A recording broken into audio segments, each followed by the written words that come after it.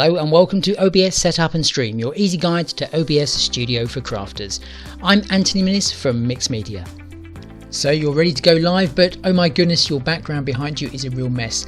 The option could be a green screen. Now green screens or chroma screens can be purchased from places like eBay or Amazon and are absolutely ideal to make it look a very professional looking finish behind you. Okay, so what you need to do is basically to hang the green screen behind you, making sure it's well lit and with as few creases as possible, because this will help the overall effect. Now green screen is the same technology that weather forecasters use to present the weather, and it's nice and easy to set up here in OBS Studio. If you like the contents of my video, please click on the like button, subscribe to my channel if you're new, and click on the notifications button. This will allow you to be notified of all brand new content that I upload to my YouTube channel. Right, without further ado, let's jump into OBS Studio.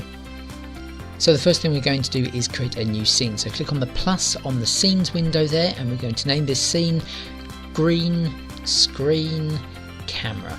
Once you've typed it in, click on OK just to confirm everything. We're then going to click on the plus in the sources window and we're going to go up to video capture device.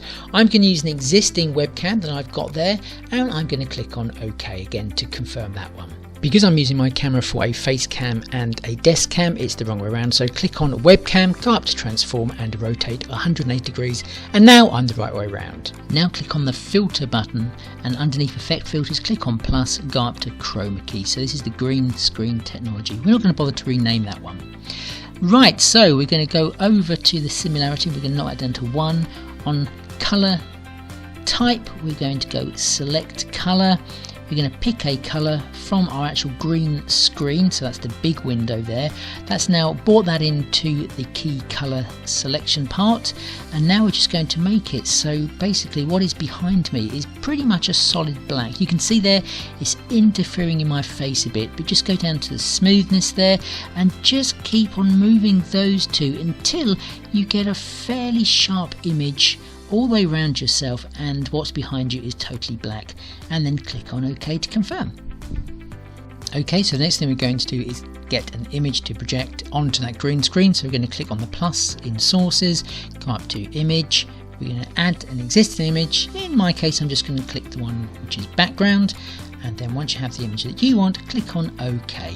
And there we go, we have now got the background image that we're going to be using to replace the green screen.